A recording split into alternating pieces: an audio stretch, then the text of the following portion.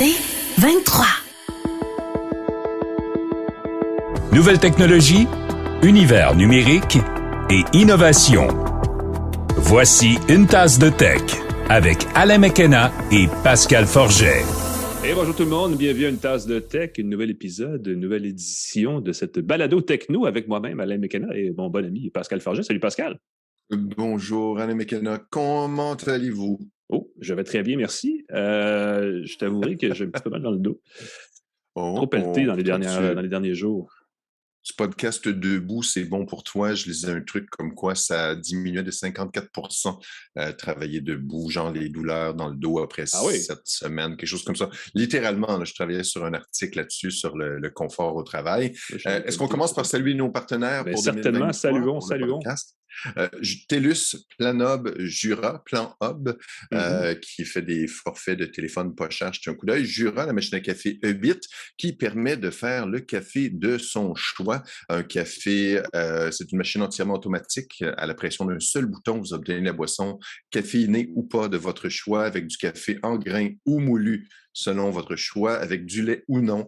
Simplement, avec un seul bouton, il y a un affichage avec un écran qui permet de choisir sa boisson, de la personnaliser avec des ajustements précis. Le nettoyage est super facile. C'est une machine suisse. Alors, les Suisses aiment la propriété avec des enzymes, un filtre qui élimine l'accumulation de tartre. Et je viens de publier un billet sur mon site qui n'est pas une demande du partenaire. Je l'ai fait de bon cœur. Ça fait plus d'1 an maintenant que j'utilise la machine avec beaucoup, beaucoup d'amour. Jetez un coup d'œil sur pascalforget.com. Vous avez des notes, des détails d'utilisation sur la Jura E8. Est-ce que c'est fait pour vous? C'est pas une machine donnée, mais ça procure énormément de bonheur.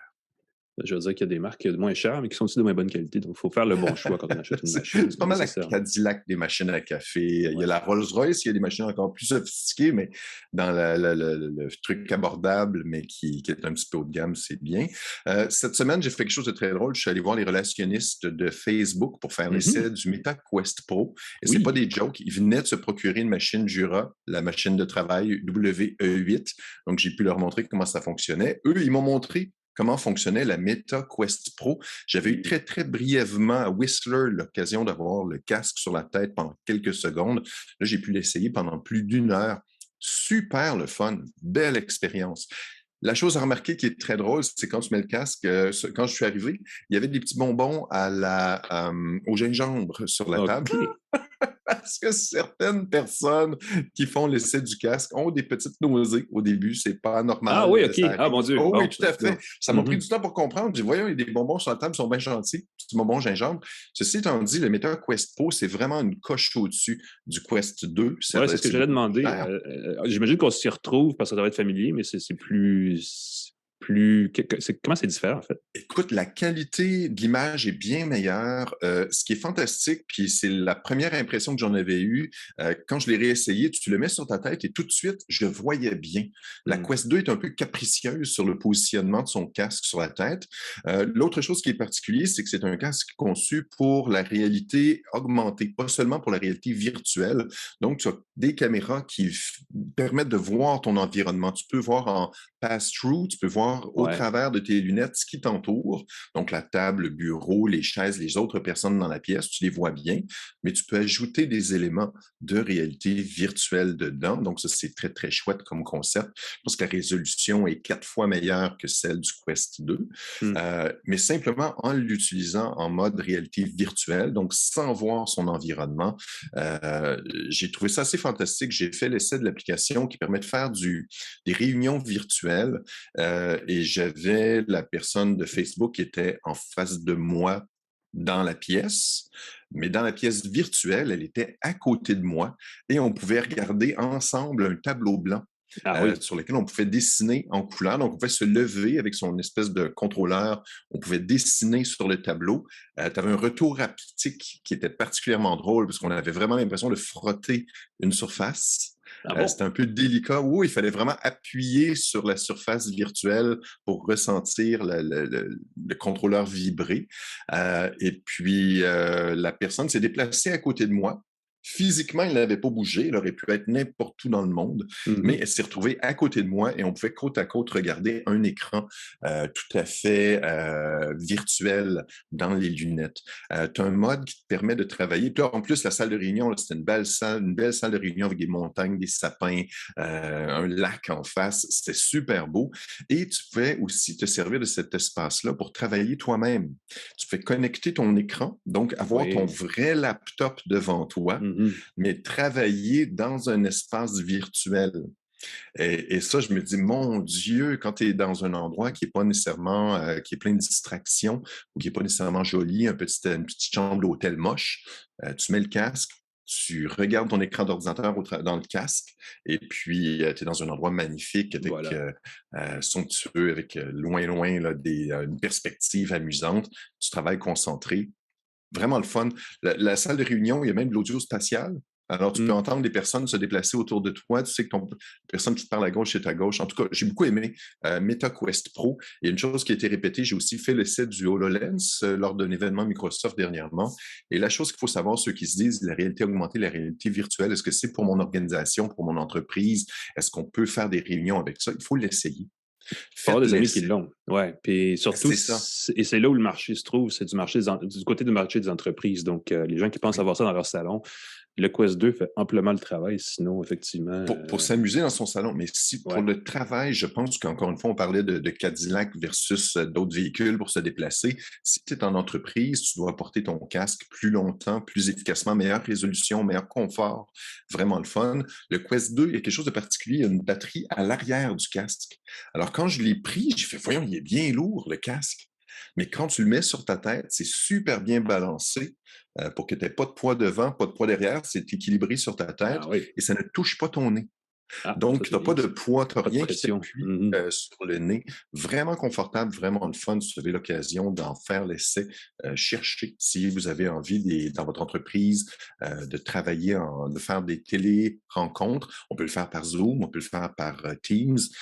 Mais en réalité virtuelle, ça ajoute une petite touche de présence qui m'a ému, je dirais. Je sais que je suis un grand sensible, mais oui, quand j'ai senti la personne virtuellement à côté de moi, j'ai été assez impressionné.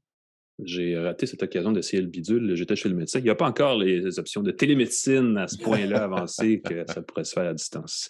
Il aurait fallu que tu envoies le casque chez le médecin, que tu aurais pu faire la présentation. Je leur ai demandé, mais je ne pense pas qu'ils veulent le distribuer librement. J'espère qu'ils vont le faire. J'aimerais ça pouvoir le montrer en personne au podcast. Oui, ce serait l'essayer au quotidien, voir comment ça s'intègre. Ce serait une bonne chose.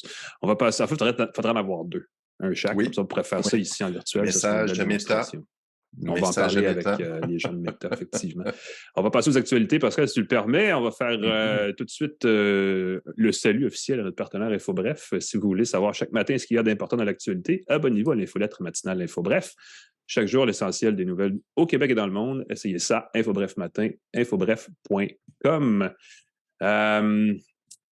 Il ne se passe pas une semaine sans que nous ne parlions, je ne sais pas, je fais trop de négatif de fois, sans qu'on parle de ChatGPT. Et là, cette semaine, ça a bougé, je veux dire, 3 fois plutôt qu'une. Il y a Microsoft, Google et Baidu qui se sont lancés dans l'aventure.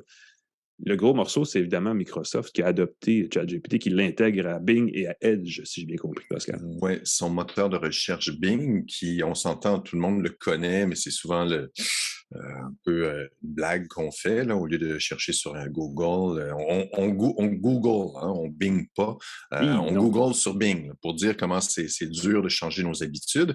Mais en intégrant ChatGPT, le robot conversationnel dans son moteur de recherche, ils ont fait une belle démo. Le concept, c'est poser de vraies questions, obtenir des réponses complètes. On veut, avec le moteur de recherche qui intègre ChatGPT, répondre à des questions plus profondes. Parce que quand on dit quelle est la circonférence de la Terre ou qui a découvert le lait condensé, je sais pas. C'est une excellente question, ça. C'est ça, on ne veut pas aller chercher un lien web. Ce qu'on veut, c'est pas un lien web. Ce qu'on veut, c'est la réponse. Et si le moteur de recherche peut nous donner des liens et sur le côté, c'est un peu ça qui est particulier dans l'interface. On voit des liens web comme à l'habitude, mais aussi une réponse qui va dire le lait condensé a été inventé en premier par telle personne en telle année. Le développement, la température fonctionne comme ça prend un processus tant d'heures à telle température et ça se déballe. Tu as beaucoup plus d'informations. Tu n'as pas besoin de fouiller dans des sites. Bing va faire des liens vers ses sources. Ça peut être rassurant. Ça va permettre de préciser l'information, de valider l'information, parce qu'il ne faut pas oublier que c'est l'information que le moteur de recherche va te donner va dépendre de la qualité de l'information qu'il a trouvée sur Internet. S'il trouve des faussetés sur Internet, il va les donner avec une grande certitude. Donc, ça peut être un peu confusionnant d'avoir ces résultats-là qui sont donnés comme si c'était la vérité vraie, alors que c'est des sources. On a donné des démos, par exemple, trouve-moi 3 recettes pour un souper d'anniversaire spécial, des choses à faire environ à 3 heures de Londres, donne-moi des suggestions, je vais en voyage. Ça permet de substituer, dans les recettes, peux-tu substituer les œufs par autre chose? J'ai tenté de faire les mêmes démonstrations, mais malheureusement, ça fonctionne juste avec les démonstrations qui donnent pour l'instant de mon côté. Ça va être déployé au cours des prochaines semaines, des prochains mois. En ce moment, certains utilisateurs, peut-être que c'est vous, ont la chance de pouvoir l'utiliser. Ça peut être déployé plus vite ou plus lentement qu'on l'imagine. On mentionne de nous aider à générer une lettre de présentation, proposer des itinéraires en fonction de ces critères, encore une fois. Ça utilise un modèle, et je trouve ça très drôle, ils l'ont appelé Prometheus, Prométhée en français. J'ai cherché pour être bien certain, c'est le titan grec qui a dérobé le feu de l'Olympe pour le donner aux humains, qui est souvent utilisé comme métaphore pour les dangers de la technologie. Donc, la technologie, c'est bien, mais on peut se brûler. Donc, c'est très drôle qu'on nomme ça le moteur Prométhée, qui, paraît-il, utilise toujours OpenAI, ce sur quoi est basé ChatGPT, mais qui est plus précis, plus puissant et plus rapide. Ça fonctionne en français. Encore une fois, je le répète, pour l'instant, c'est qu'en mode preview, donc avec les questions préparées à l'avance seulement. Donc, ça peut être organisé avec le gars des vues, on ne sait pas trop, ça va bientôt être dans la version mobile. Je suis content que pour une fois, ce ne soit pas mobile first. Moi, je suis très clavier, écran. Et il y a aussi Google, tu l'as mentionné, Google qui a annoncé Bard, son intelligence artificielle générative, qui va être intégrée à sa recherche Internet dès le mois prochain. Je pense que Google est en mode, on pédale très, très fort pour rattraper le retard qui ont pas été ils ont été moins vite que ChatGPT pour déployer un outil qu'ils avaient dans leur garde-robe. Là. Ils avaient ça dans leur... mais probablement qu'ils voulaient peut-être faire des ajustements plus précis. Donc, ça va barder dans le monde de l'intelligence. Bard? Hein? Tu l'avais pas prévu. Je le vois à ton visage, Alain. Tu as sûrement la réutiliser. Je n'osais pas la faire, celle-là, mais effectivement, ça va sentais que quelqu'un la ferait. L'événement a été diffusé sur YouTube, le dévoilement de cette information-là. Il est devenu privé tout de suite après. C'est rare. D'habitude, je pense que Google a fait ça en vitesse et puis s'est rendu compte que, là d'ailleurs, Google s'active sur mon téléphone. Tais-toi, Google. Il est fâché. Et même dans leur erreur, dans leur démo, il y a eu une erreur factuelle dans leur démonstration qu'ils ont faite de Bard. Ils ont mentionné, entre autres, que le télescope spatial James Webb aurait découvert la première photo d'une planète hors de notre système solaire, alors que c'était pas vrai. Donc, tu fais une démo de ton moteur de recherche et ça fonctionne pas, c'est un peu louche. Et il y a le moteur de recherche chinois Baidu qui intègre aussi son intelligence artificielle conversationnelle. J'imagine que ça va être le même principe. Là. Ça va devenir incontournable d'ici la fin de l'année. Bien fou. Grosse histoire, cette histoire. Je vais juste préciser pour ajouter là-dessus que ChatGPT, on en a parlé il y a 2 semaines avec le grand patron de Draft & Go, de la petite agence montréalaise qui fait des outils d'intelligence artificielle.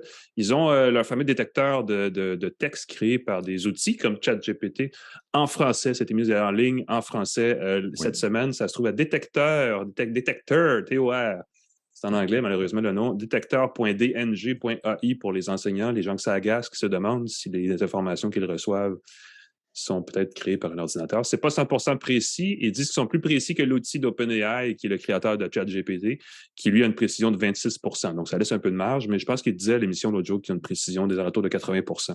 Donc, les gens qui s'intéressent, qui s'intriguent, qui se demandent si ces choses-là sont utilisées, vous pouvez passer ça là-dessus. Ça marche en français dans plusieurs autres langues. Ça utilise l'outil, le moteur de langage naturel GPT-3 qui est derrière ChatGPT. Vous pouvez aller voir ça. Ça fait le tour. On va faire une petite courte pause. On revient, Pascal, dans un instant avec nos essais de produits et notre invité. On va parler d'impôts et de comment calculer son impôt. Restez avec nous. De retour à Une tasse de tech avec Alain McKenna et Pascal Forget. Et bienvenue à Une tasse de tech, édition fiscale, je devrais dire. Je fais ça pour faire plaisir à Pascal. Je sais que tu aimes ça quand on trouve quand je peux situer dans le temps la balado, je trouve ça important. Une hernie fiscale, c'est le jeu de mots qui me vient. Oh boy! Une hernie, ça C'est fait toujours mal. un moment angoissant pour moi de faire ma déclaration de revenus. Alors, je suis très, très curieux de voir qu'est-ce que talent.com peut apporter. Je pense que tu touches un point. Il y a beaucoup de gens qui oublient de le faire, des gens que ça stresse. C'est super compliqué pour rien souvent. Puis c'est la saison qui s'amorce. Là. Février, les relevés, les documents fiscaux devraient rentrer par la poste ou par le courriel. Je ne sais pas comment vous êtes. Et si vous demandez, surtout après 2 ans de pandémie où on a eu de l'aide du gouvernement, on n'a peut-être pas eu d'aide du gouvernement, on a eu des choses qui sont imposables, des choses qui ne le sont pas. Il y a une compagnie à Montréal qui s'appelle Talent.com qui est un agrégateur d'offres d'emploi, mais qui a aussi mis à la disposition des gens un calculateur d'impôt. Puis comme l'impôt, ça évolue sans arrêt, je me disais que ce serait intéressant d'en parler. Et pour en parler, on a avec nous Yannick Paradis, qui est directeur des ventes pour Talent.com. Bonjour Yannick. Bonjour Alain. Parlons un peu de ce calculateur d'impôt. Qu'est-ce que ça permet de faire? Puis qu'est-ce qu'on fait là? On va là, on rentre 2-3 chiffres, puis on a comme par magie le résultat de ce qu'on va payer ou pas en impôt? Par magie, aussi simple que ça. Écoute, si ça existe, moi... Il faut le dire d'abord, cet outil-là ne remplacera pas le rapport d'impôt. C'est pour avoir des chiffres, mais il faut tout de même faire son rapport d'impôt. L'outil, en fait, calculateur d'impôt existe depuis 2008. Okay. L'objectif, si on veut, de sa création, c'était de supporter davantage les candidats dans tous les aspects de leur recherche d'emploi. Parce qu'on est un site d'emploi, essentiellement, on est un agrégateur qui ratisse le web pour chercher l'ensemble des postes disponibles. Alors, c'est un outil qui guide, si on veut, le candidat dans sa prise de décision, ou du moins, il donne de l'information sur sa rémunération après impôt. Okay. Alors, ça ne remplacera pas le rapport d'impôt, mais ça va quand même lui donner une idée là, du cumulatif, surtout s'il a changé d'emploi durant l'année ou s'il a changé de province.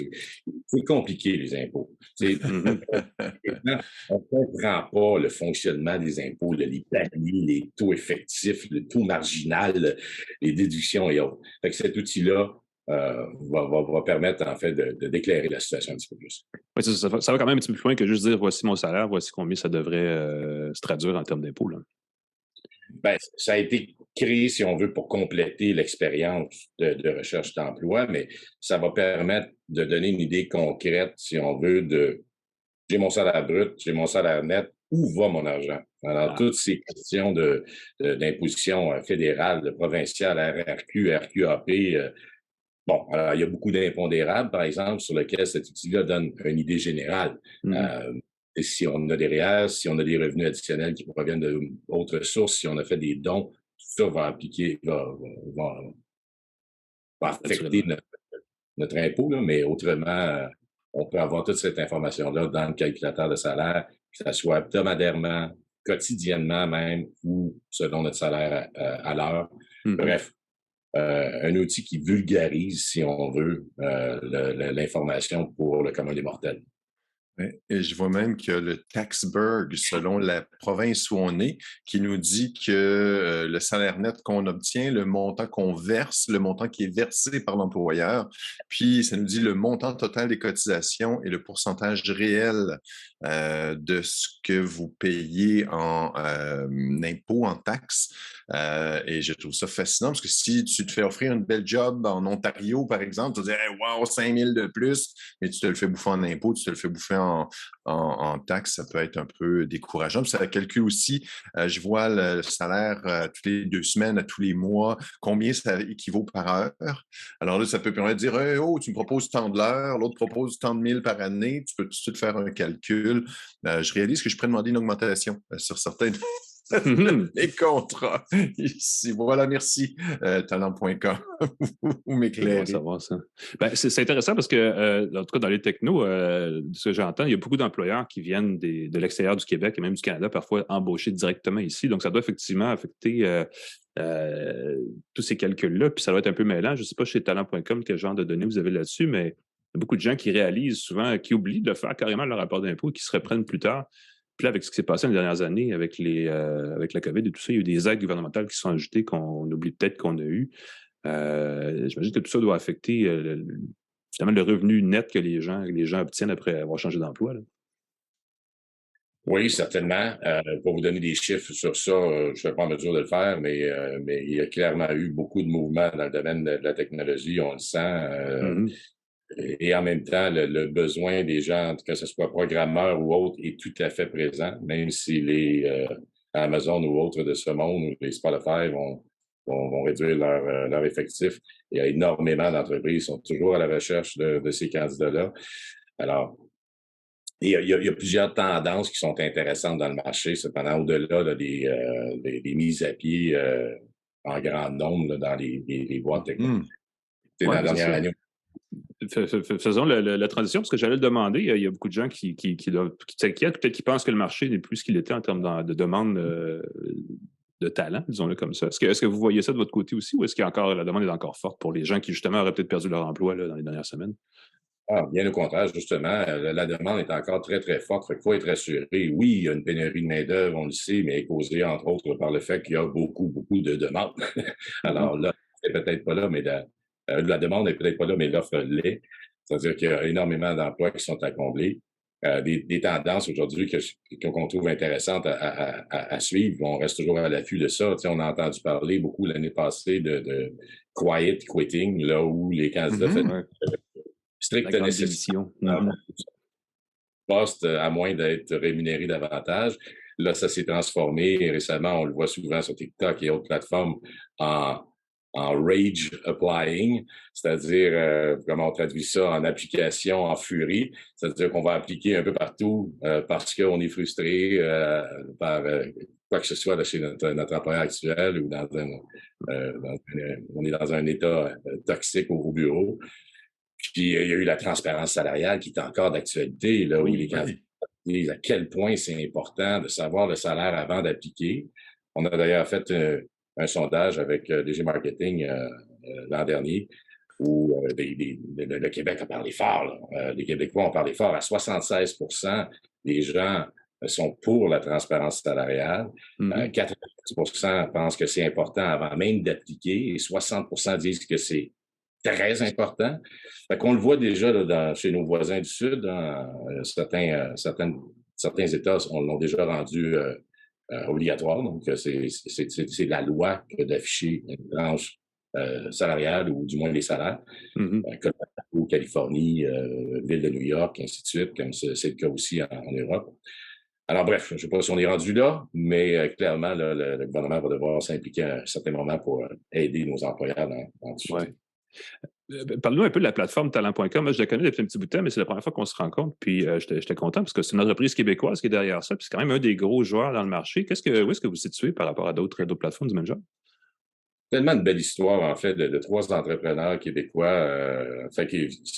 Sur la rue Saint-Denis, dans un loft en 2011, et ont décidé de partir un agrégateur. Aujourd'hui, on est rendu 500 employés. On est dans 78 pays. 5 millions de visiteurs par mois au Canada qui viennent à la recherche d'emploi. C'est 1 million de postes d'affichés d'un océan à l'autre au Canada. On a 6 bureaux à travers la planète. Vraiment une histoire québécoise de succès. Là. Et la croissance ne fait que continuer. En 2019, on a reçu 53 millions de la Caisse de dépôt et placement du Québec. Juste en mars dernier, on a reçu un nouveau vote de confiance énorme du marché avec un nouvel investissement de 120 millions US. Ah oui. Alors, la croissance est au rendez-vous, puis on est vraiment heureux chez Talent.com d'aider tous ces candidats-là qui nous font confiance. Donc, malgré qu'on est pratiquement en plein emploi, il y a quand même dans le marché du travail, il y a quand même du mouvement qui vous permet de voir de la croissance. Là. Absolument. En fait, je vous dirais que dans le marché du recrutement en ligne, il n'y a plus beaucoup de joueurs. Hein? Il y a le Coke, que tout le monde connaît, le gros monstre mondial, et ben, on peut être ce Pepsi à ce Coke.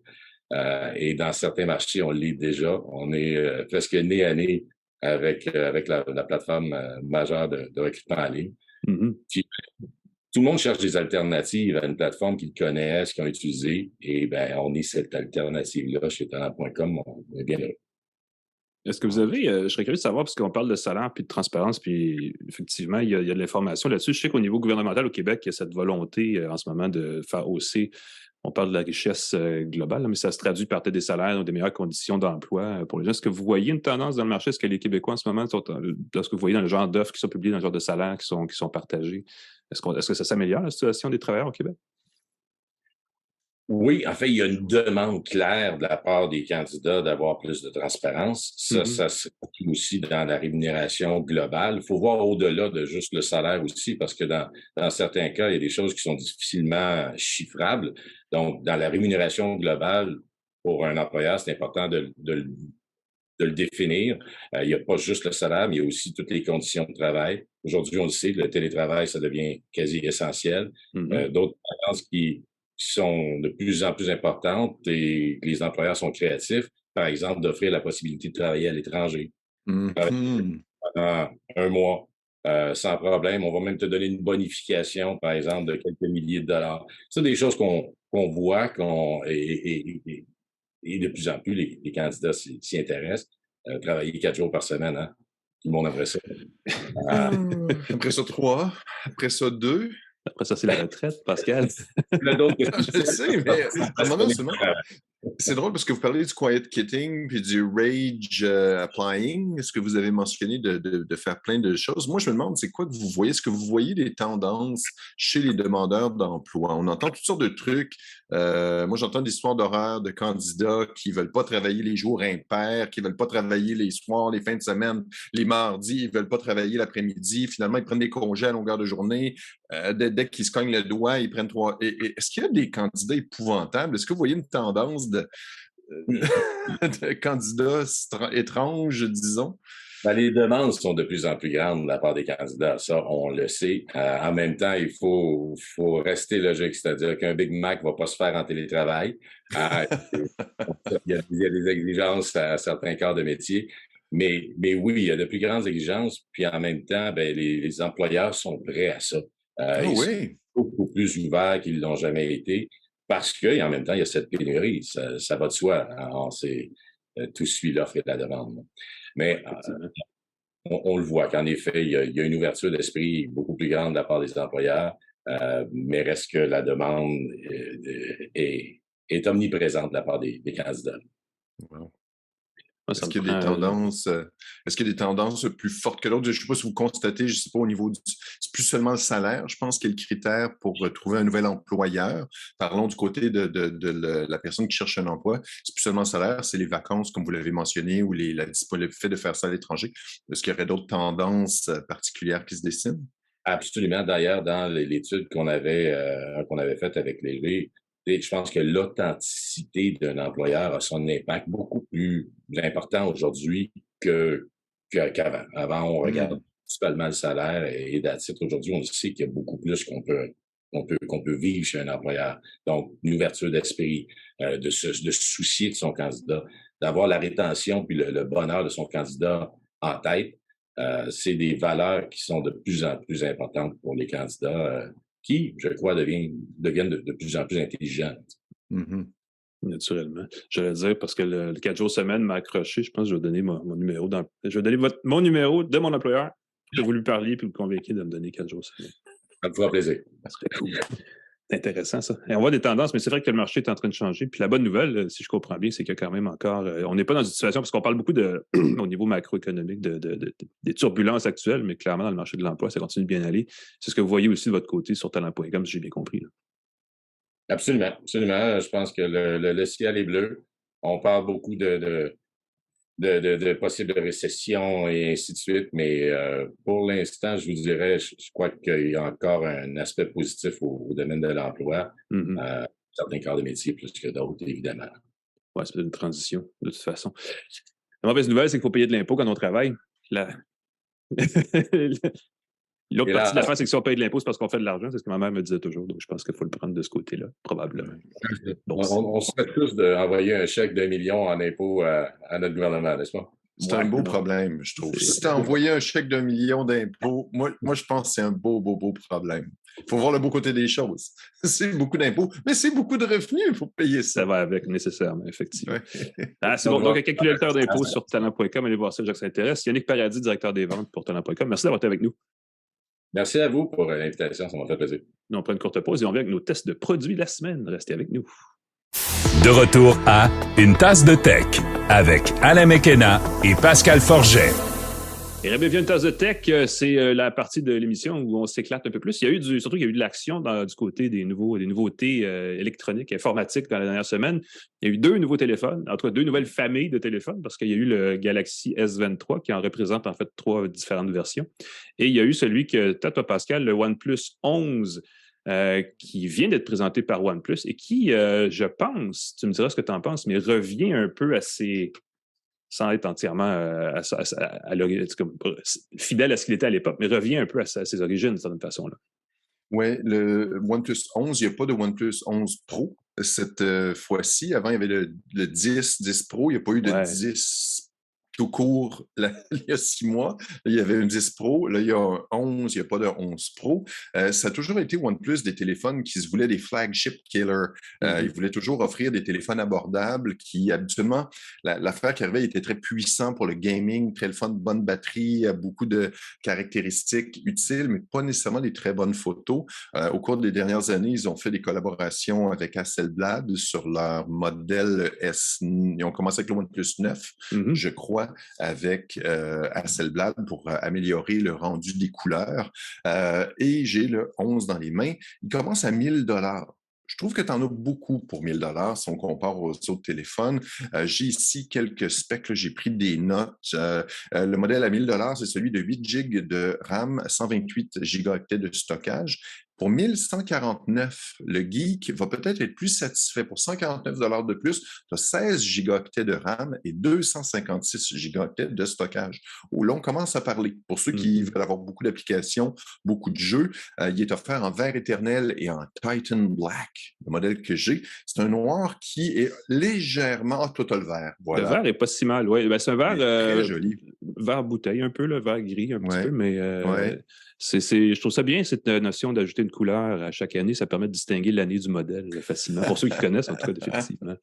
Et c'est très drôle parce que le Titan Black, moi, quand je l'ai vu, je me disais, il va avoir le petit rugueux du premier OnePlus. Je ne sais pas si tu te souviens, le premier OnePlus avait comme un fini qui était presque comme du papier sablé. Il était presque trop rugueux. Il y avait l'avantage de jamais glisser de ta poche ou de tes mains. Très, très le fun. Donc, il y a un léger rugueux, mais c'est pas aussi rugueux que j'aurais aimé. Il y a le retour de la glissière à 3 positions sur le côté, comme celle des iPhones, qui permet de mettre le téléphone en mode silencieux, vibration ou en mode normal. La recharge est super rapide. Il y a un adapteur 80 watts qui est dans la boîte. Pas de recharge par induction. Pas de sans fil, non, effectivement. C'est une façon de couper les coups. Là, je veux dire, pour moi, si tu as déjà un pavé de recharge, je peux comprendre l'agacement, mais ça va tellement plus vite de le brancher. Totalement. Puis à cette vitesse-là, à 80 watts, écoute, dans 15-20 minutes, tu en as assez pour le restant de la journée. Sinon, le lendemain, la durée de la pile est excellente. Ça utilise le Snapdragon 8 génération 2, qui donc pourrait être compatible avec la connectivité satellite promise par Qualcomm pour cette année, pour ce type de processeur-là. Bien de voir si c'est possible, si c'est intégré, si ça va être rétro-compatible. Je n'ai pas trouvé d'annonce là-dessus, de précision là-dessus. Il y a 3 caméras à l'arrière calibrées par Hasselblad. La 3e génération de leur appareil, une caméra ultra large, 115 degrés, téléphoto, un écran de 6,7 pouces. Si vous voulez un grand écran pour le gaming, regarder des films et tout. L'écran dynamique de 1 à 120 Hz dynamique. Des fois, c'était 10 Hz le minimum. C'est rendu de 1 à 120. Oui, c'est 1 Hz sur le Always On. Quand l'écran est sur la recharge, puis il affiche l'heure, il change seulement une fois par seconde. Donc 1 Hz, c'est vraiment une fois la seconde. Économise l'énergie. C'est ben chouette. Absolument. Gorilla Glass Victus, très résistant aux choses sur l'écran seulement, pas sur le dos, étrangement. Il n'y a pas de résistance à l'eau au Canada, donc c'est pas une grosse certification. Les photos, évidemment, il faut en parler. J'ai pris quelques photos avec. C'est drôle parce que je l'ai fait essayer à un jeune, le fils d'une amie qui... lui, il était toujours en train de dire les photos sont meilleures avec mon iPhone et tout. Puis il a fait bien sûr, les gens qui ont d'iPhone disent souvent ça. Oui, mais il a été agréablement surpris par la qualité des photos. Moi, je pense qu'ils sont meilleurs. Il y avait l'iPhone de la génération précédente. J'ai essayé de le comparer avec celle du Pixel. Toi, tu as pu le comparer, j'imagine, avec celle du téléphone de Samsung. Je pense que c'est rendu, là, c'est une question de goût, là. Écoute, il faut regarder avec une loupe. S'il faut regarder avec une loupe là, les photos, puis il faut regarder la balance des couleurs, puis la précision. Je pense que c'est vraiment une question de feeling. Est-ce qu'on aime les couleurs plus dynamiques? On pourrait la chanter, celle-là. Question de feeling. Question de feeling. Je suis d'accord avec toi. Je vais dire ceci, juste pour ajouter ma précision sur la photo. Il y a deux choses que je trouve agaçantes. Le zoom, le téléphoto n'est pas assez bon, n'est pas assez loin, ce qui les rend un peu moins attrayants peut-être. Et à son avantage, et ça c'est vraiment 100% une question de goût, la fidélité des couleurs sur le OnePlus 11 est excellente. Quand on prend une photo, sur la photo, la couleur du mur, du ciel, de n'importe quoi est exactement la même que dans la vraie vie. Ce qui n'est pas le cas on en reparlera tantôt du S23, mais beaucoup de l'iPhone fait la même chose. Il surcompense ensuite.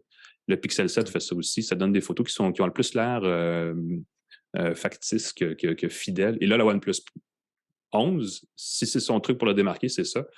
Il fait des photos extrêmement fidèles. Assez nettes, mais très fidèles, surtout en termes de couleur, de balance des blancs et tout ça. C'est très difficile à dire. La chose qui est drôle, c'est que je l'aime beaucoup. J'ai toujours aimé les téléphones OnePlus. Je trouvais que c'était un troisième joueur super intéressant. Sauf qu'on dirait qu'il n'y a pas de caractéristiques distinctives. L'élément de wow. Wow, tu sais, je suis tel type de personne, je vais aller vers le OnePlus par défaut. Il essaie d'aller chercher les gens d'Apple, essayer d'aller chercher les gens de Samsung. Très, très bon appareil, très, très le fun. Je trouve que le modèle avec 16 GB de RAM et 256 GB de stockage, peut-être pour les gamers, pour les gens qui aiment jouer, vont peut-être avoir plus de plaisir, recharge rapide et tout. Les photos sont maintenant excellentes et je dirais un peu plus agressif sur le prix, en fait. Et c'est ça, s'il était plus agressif pour le prix, ça pourrait être encore plus intéressant. Il était très, très agressif sur le prix. Moi, je pense toujours que le Pixel 7 Pro, pour ceux qui veulent un téléphone Android, reste une excellente option à partir de $979. Ben oui. Jetez un coup d'œil là-dessus, mais le OnePlus 11 est aussi pour les geeks qui s'assument. C'est comme une, je sais pas en termes de voiture, c'est comme une Maserati. Ce serait une marque un peu haut de gamme, mais distinctive, tu sais. C'est original. Comme la Saab des téléphones. Voilà, la Saab des téléphones. Je peux parler de marque de char, moi aussi. Tu es peut-être un peu plus calé que moi là-dessus. Merci pour la Saab des téléphones cellulaires. Voilà. Surtout qu'à Hasselblad, c'est suédois. Donc, il y a un petit lien là, avec Saab. Mon Dieu! N'est-ce pas? Voilà. Je vais dire un truc à propos du OnePlus 11 et je vais tout de suite ensuite parler du Galaxy. Il vient avec, si vous voulez, des écouteurs, les Buds Pro 2 de OnePlus qui m'ont agréablement surpris. Une chose qui est intégrée à l'appareil, on en a parlé il y a une semaine ou deux, il vient avec la compatibilité avec deux choses, du son sans compression, LDAC, et du son spatial qui permet de se situer un peu comme dans la réalité virtuelle et qui n'est pas malheureusement assez à point.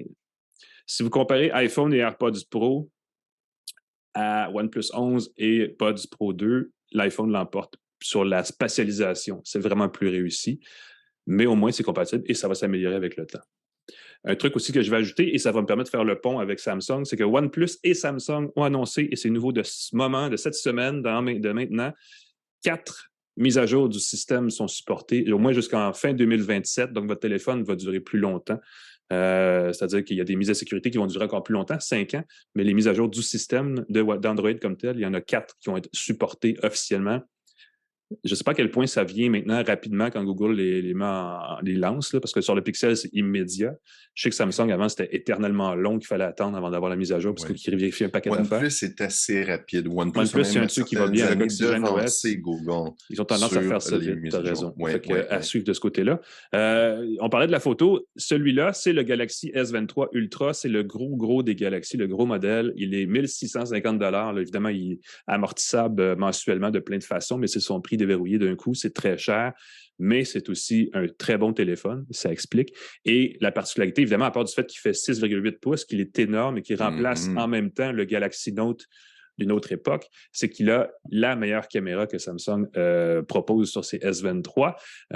Il a 4 objectifs, plus un espèce de capteur de lumière, ce qui fait qu'on a l'impression qu'il y en a 5, mais il y a vraiment 4 lentilles. Et la plus grosse, c'est la plus captivante, la plus intéressante, c'est la caméra à le capteur à 200 mégapixels qui accompagne le gros objectif.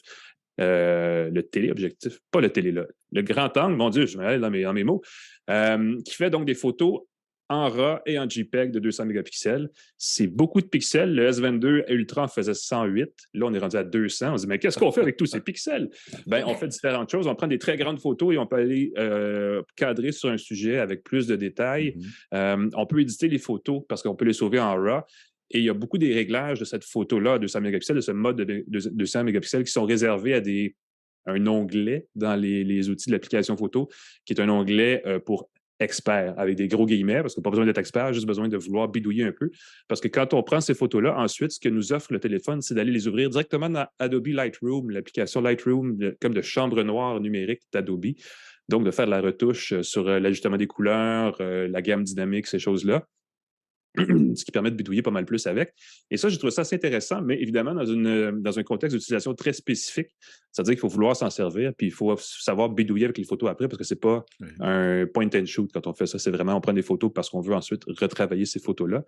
Donc, c'est un usage assez limité. Dans le reste du temps, on a des belles photos quand même. Le capteur de base fait 50 mégapixels. Il prend des belles photos jusqu'à, je veux dire, 10x. Après ça, on sent vraiment l'appui parce qu'on peut aller à 30, 50 et 100x dans le cas du S23 Ultra.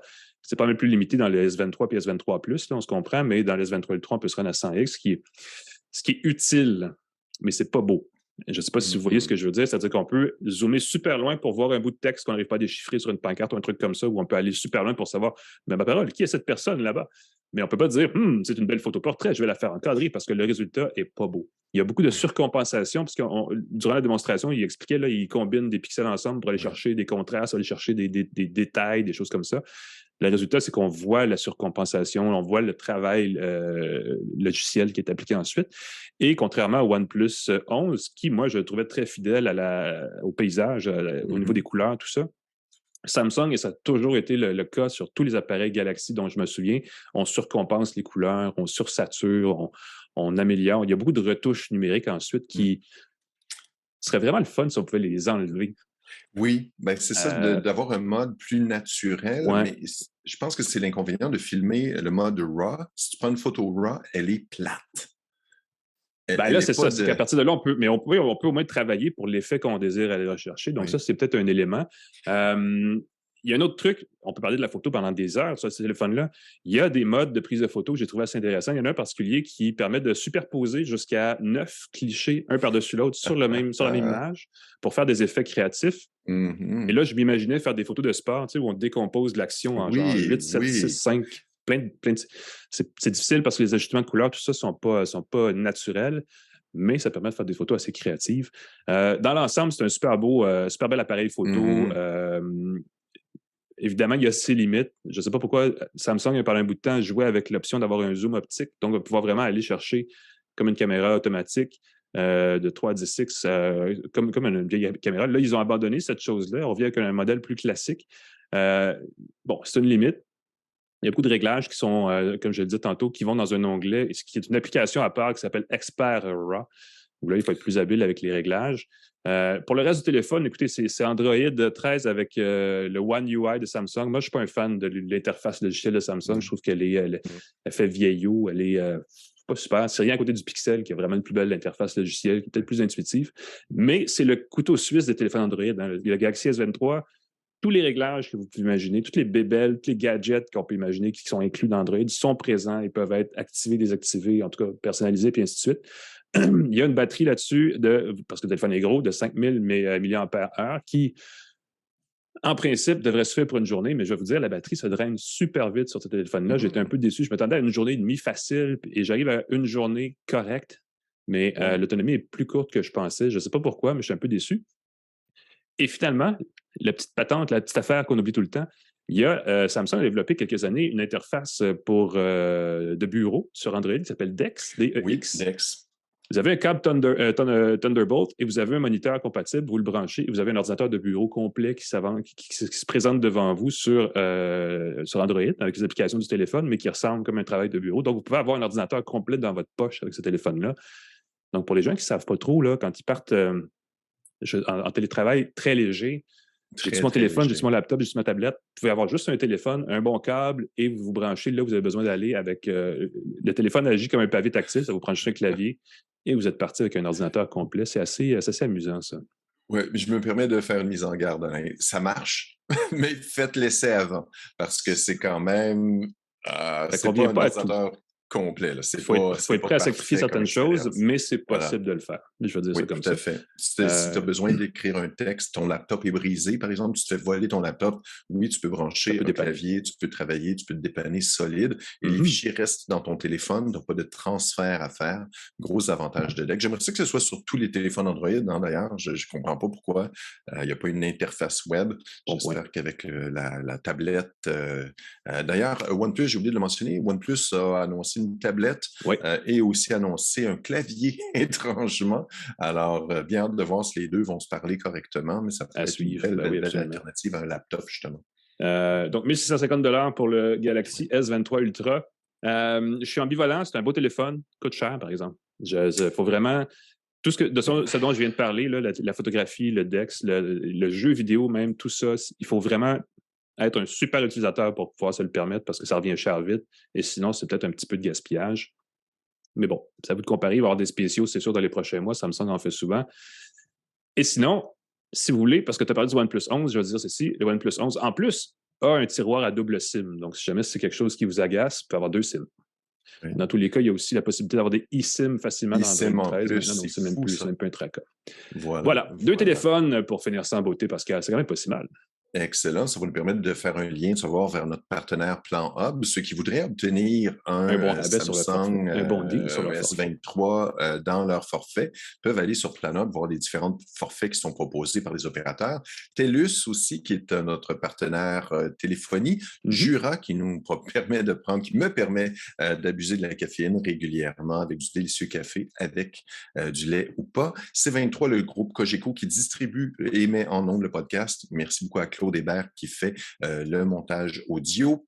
PascalForget.com, vous pouvez me lire si vous voulez. J'ai mis un billet en ligne sur la Jura 8 avec mon impression honnête. Ce n'est pas une demande, ce n'est pas un article payé à la demande d'Edica. J'ai fait ça de mon plein gré pour vous donner un meilleur avis. Et Alain, on peut te lire un peu partout, entre autres dans le Devoir. Surtout dans le Devoir. Allez voir ça, le devoir.com. Surtout qu'on a commencé une chronique techno le samedi, maintenant, dans le gros cahier de divertissement qui nous permet d'aller plus loin, de s'éclater et d'avoir du plaisir. Culture numérique, donc ça va dans tous les sens. Allez voir ça, le devoir.com. Nous, on prend, c'est la fin, donc on prend la fin de semaine off, hein, Pascal? On vient d'apprendre dans le segment juste avant qu'on pouvait négocier avec notre employeur des meilleures conditions. Je m'en vais parler à mon boss. On vous souhaite une bonne fin de semaine, une bonne semaine, et on se revoit la semaine prochaine pour une autre tasse de tech. Salut tout le monde!